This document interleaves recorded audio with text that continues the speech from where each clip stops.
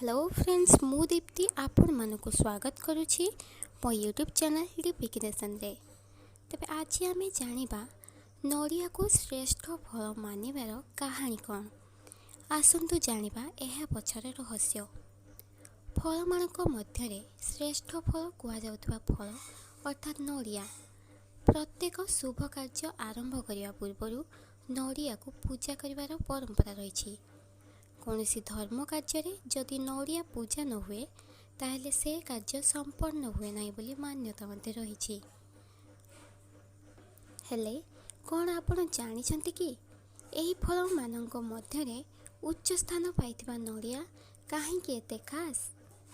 कौन पाई नड़िया को प्रत्येक धर्म कार्य रे पूजा करा जायथाय। कौन रही यार मान्यता, केमिति सृष्टि होइथिला नड़िया, ए सबुर पौराणिक गाथा कौन रही जानिबाकू ए वीडियोटी को लाइक करंतु एवं पूरा देखंतु। ऋषि विश्वामित्रଙ୍କ द्वारा ए पृथ्वी को आसीथिले एही फल नारिकेल अर्थात नड़िया। एहाकु नै एक कहानी मध्ये रही। सत्यव्रत नामक जने प्रबल प्रतापी राजा थिले एवं ताहा सह से भगवान को मध्य बहुत विश्वास करुथिले।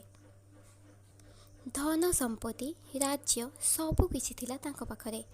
हेले सबु परे भी तांकर एक इच्छा थिला कि से पृथ्वी लोकरू स्वर्ग लोक को जाई पारंतु। तांको स्वर्ग लोकर सुंदरता को उपभोग करिवार इच्छा थिला, किंतु सेठा को किपरि जाई हेबो तार उपाय सत्यव्रत को जणा नथिला। थरे ऋषि विश्वामित्र तपस्या करिबाकू जाई अनेक दूर को चली जाइथिले एवं सेठारू अनेक दिन धरी घर को फेरिले नहीं एवं तार किछि दिन मध्यरे तांको गाँ रे मरुरी पड़ीगला। तांको परिवार लोके भोक विकल रे एणे तेणे बुलिबाकू लागिले। से समय रे राजा सत्यव्रत तांकर सहायता करिथिले एवं सेमानकर जत्न मते नेले।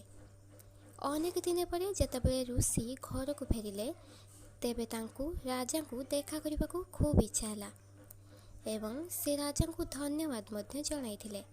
तेबे राजा कहिले, धन्यवाद नुहे ऋषिवर, मोते वरदान दियंतु।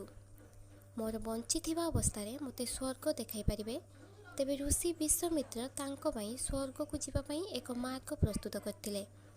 आ राजा जेमिति सेही मार्ग रे जीवाकू लागिले, देवराज इंद्र तांको स्वर्ग को प्रवेश करिबाकू अनुमति देई नथिले।